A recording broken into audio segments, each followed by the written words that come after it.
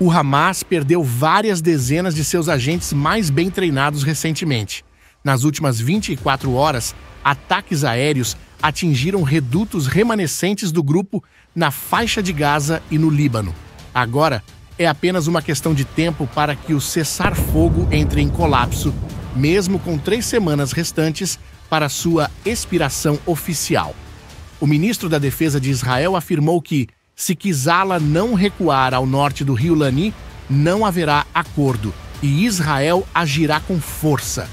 Enquanto isso, na Síria, após as Forças de Defesa de Israel, IDF, tomarem o Hermon sírio, foi encontrado um esconderijo estratégico no cume da montanha. Sobre as negociações para libertar reféns em Gaza, Israel declarou estar pronto para um acordo. Muitos acontecimentos estão em andamento, então vamos aos detalhes. Nos últimos dias, uma operação conjunta da Força Aérea e do Comando Sul de Israel, com apoio da inteligência militar e do Shin Bet, atingiu mais de 100 alvos em Gaza.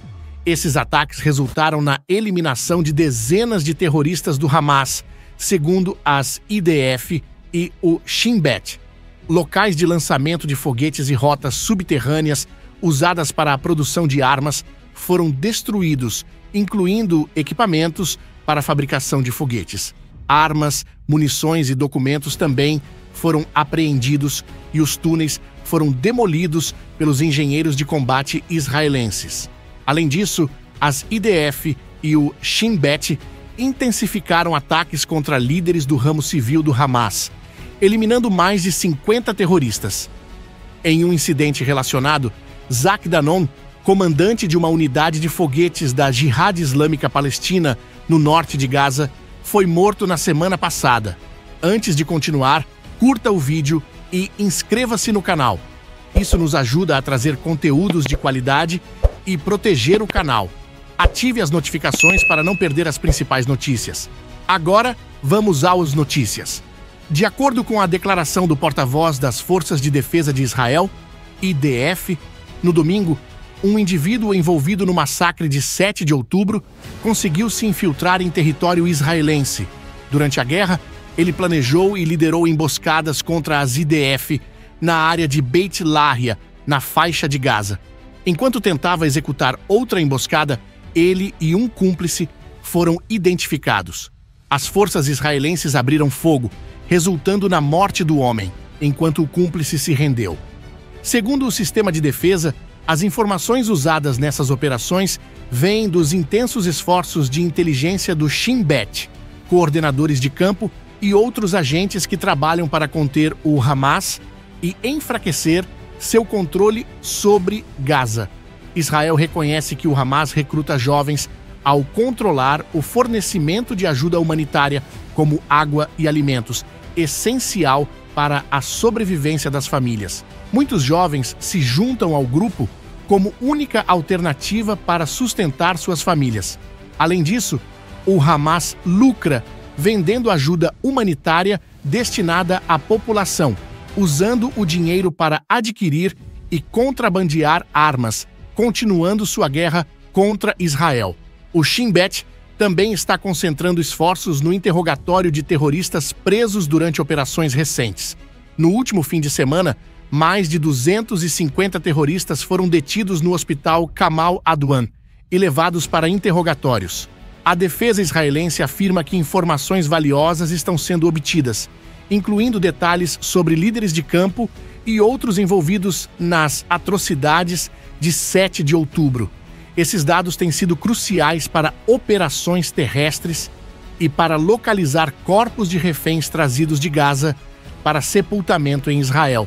O Shin Bet publicou seu relatório anual destacando os resultados de investigações que identificaram centenas de alvos graças a informações obtidas nesses interrogatórios. Israel continuará monitorando e relatando todos os desenvolvimentos militares em Gaza. Tropas da Brigada de Montanha das Forças de Defesa de Israel, FDI, estão em patrulha constante para impedir a aproximação de forças hostis na fronteira israelense. Recentemente, elas concluíram uma operação para reforçar a segurança dos cidadãos, especialmente dos moradores das colinas de Golã. Durante as operações, os soldados descobriram um esconderijo contendo armamentos e equipamentos de inteligência, como minas, explosivos, mísseis antitanque, foguetes e lançadores. Os materiais úteis foram levados para Israel, enquanto o restante foi destruído no local. Na semana passada, portais de mídia sírios relataram que Israel realizou um ataque à base militar de El-Shakim, ao sudoeste de Damasco. Durante a operação, Israel teria assumido o controle da barragem de Mantra, principal fonte de abastecimento de água do distrito de Quetra. Enquanto isso, na Síria, intensos combates ocorreram na sexta-feira passada ao redor da cidade de Manbij, envolvendo milícias apoiadas por forças turcas e curdas.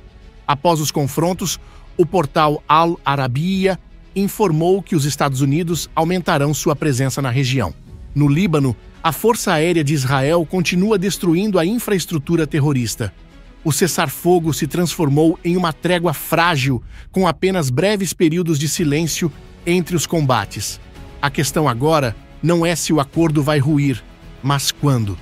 No domingo, o ministro da Defesa de Israel, Yoav Gallant, visitou o Comando Norte e declarou que Israel não se retirará sem a plena implementação do acordo e o desmantelamento da infraestrutura terrorista do Hezbollah.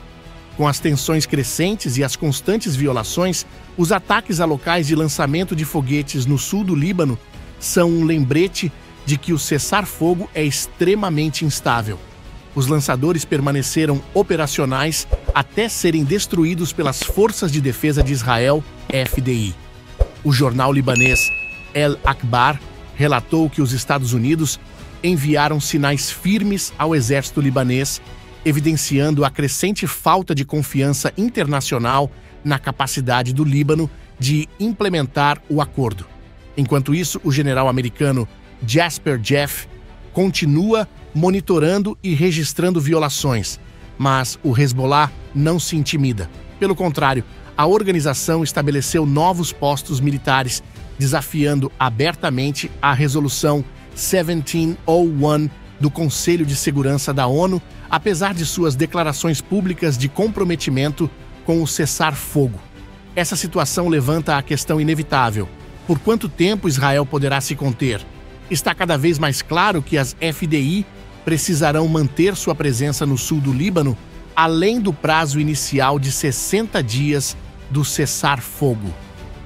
É provável que o Hezbollah use essa extensão como justificativa para retomar ataques contra comunidades da Galileia.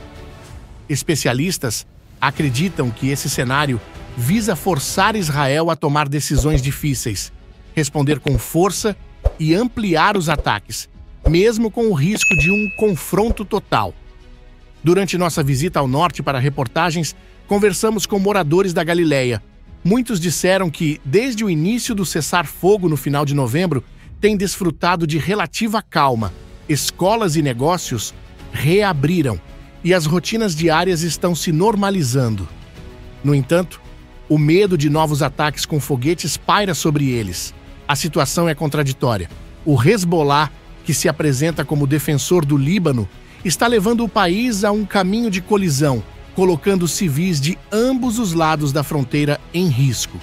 Se o Exército Nacional Libanês não cumprir suas obrigações e o Hezbollah continuar testando a paciência de Israel, as chances de outro confronto aumentam. Israel precisará agir com cautela, mas também enviar uma mensagem firme de que não tolerará violações.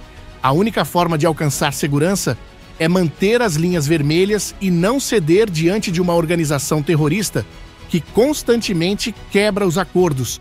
Uma fonte de segurança destacou que um Hezbollah enfraquecido não representa uma ameaça significativa ao território israelense, mas o conflito no norte ainda está longe de uma solução definitiva. Caminhamos para uma situação semelhante à que existia entre 1985 e 2000, quando as Forças de Defesa de Israel, FDI, foram enviadas ao sul do Líbano para proteger as comunidades do norte da Galileia do Hezbollah. Elas começaram a estabelecer postos avançados permanentes em locais estratégicos. O governo de Israel decidiu que os moradores evacuados do norte só poderão retornar às suas casas após fevereiro. Uma nova decisão será tomada no meio do mês, mas muita coisa pode acontecer até lá. Sabemos com certeza que, antes disso, o prazo de 60 dias do acordo atual vai expirar e o recém-eleito presidente dos Estados Unidos, Donald Trump, assumirá a presidência. Um evento que Israel considera um momento de decisão. Na infantaria militar, continuaremos a cobrir os acontecimentos no Líbano. Convidamos você a nos apoiar compartilhando nossos vídeos. Antes de abordar as negociações para libertar reféns em Gaza, vamos revisar os eventos recentes na região de Judeia e Samaria. Durante uma inspeção de rotina no domingo à noite, forças da Brigada Samaria interceptaram um veículo em Nablus contendo 20 pistolas e carregadores. Os suspeitos foram presos e transferidos para interrogatório. Em outras operações noturnas, forças de segurança atuaram em diversas áreas para combater o terrorismo.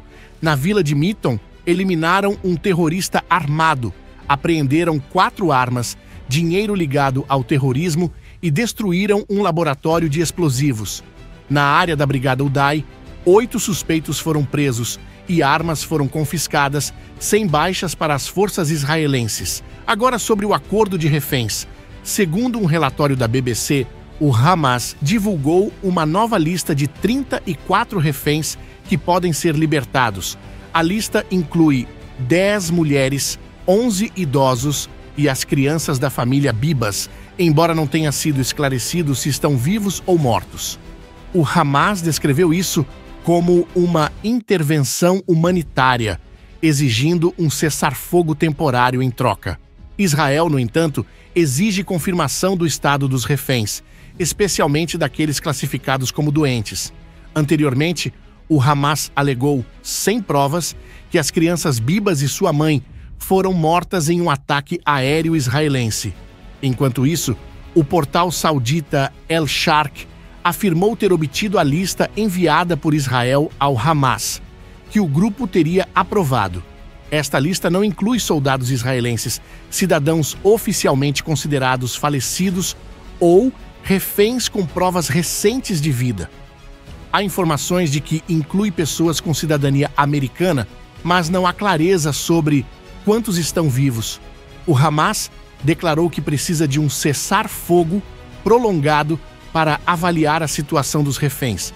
Israel respondeu que, se o Hamas não puder finalizar a lista de reféns imediatamente, deveria ao menos libertar alguns como sinal de boa-fé. Nesse caso, Israel poderia considerar uma suspensão temporária dos ataques para que o Hamas apresente uma lista completa. Enquanto isso, o Hamas acusa Israel de não cooperar em questões de cessar fogo e retirada. O secretário de Estado dos Estados Unidos, Antony Blinken, afirmou recentemente que deseja que as negociações sejam concluídas nas próximas 2 semanas.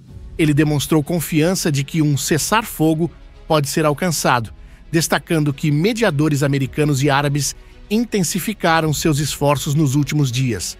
Fontes na faixa de Gaza e na delegação israelense relataram que todas as questões pendentes foram resolvidas e que o acordo aguarda apenas uma decisão política. Esse acordo seria implementado em etapas, com duração de 2 a 3 meses, em troca da transferência de poder na faixa de Gaza para uma entidade palestina independente. Figuras do Hamas, tanto em Gaza quanto no exterior, receberiam imunidade contra assassinatos. O plano inclui coordenação com governos árabes e ocidentais, além do envio de forças internacionais à região, similar às forças da ONU no sul do Líbano. Os Estados Unidos atuariam como garantia para a implementação do acordo. Na última sexta-feira, Israel enviou especialistas a Doha, no Catar, para retomar negociações com mediação do Catar e do Egito. A administração Biden apoia esses esforços e pressiona o Hamas a aceitar os termos. O Hamas afirmou estar comprometido em chegar a um acordo rapidamente, mas ainda não está claro o quão perto as partes estão de um consenso. Donald Trump ameaçou várias vezes o Hamas, afirmando que, se os reféns não forem libertados até sua posse em 20 de janeiro, ele tomará medidas extremas contra a organização. Trump reforçou essa posição repetidamente, dizendo que seria prudente para o Hamas liberar os reféns antes dessa data. Por outro lado, fontes israelenses destacam que, no momento, o mais importante é um período de calma, sem declarações ou ações dramáticas de nenhuma das partes. Dentro do Hamas, há uma disputa interna entre facções, com cada uma tentando não parecer fraca ou ceder. Essas diferenças internas podem facilmente desestabilizar qualquer acordo alcançado, que já é, por natureza, frágil e ambíguo. O Hamas também entende que Donald Trump, ao assumir a presidência, pode não permitir uma retomada total do conflito, especialmente se um cessar-fogo estiver em vigor. A organização acredita que um acordo inicial pode criar uma nova dinâmica, levando a administração Trump a herdar uma situação mais estável na faixa de Gaza e preferir mantê-la assim. Mesmo assim, a ameaça de Trump de impor severas consequências ao Hamas permanece como um forte motivador para a libertação dos reféns. Se um acordo não for alcançado, Israel está preparado para lançar operações ofensivas em Gaza. Enquanto isso, continuamos acompanhando os desenvolvimentos sobre a devolução dos reféns. Pedimos que você continue divulgando a verdade, orando pela segurança dos reféns em Gaza e pelos soldados das Forças de Defesa de Israel, IDF, que atuam em Gaza, na Síria, no Líbano, no Monte Hermon e em outras regiões. Ore pela paz em Israel e especialmente pela paz em Jerusalém. Se curtiu o vídeo, dá um like e compartilha com amigos. Obrigado por assistir. Não esquece de se inscrever no canal e ativar o sininho para receber avisos de novos vídeos e até a próxima.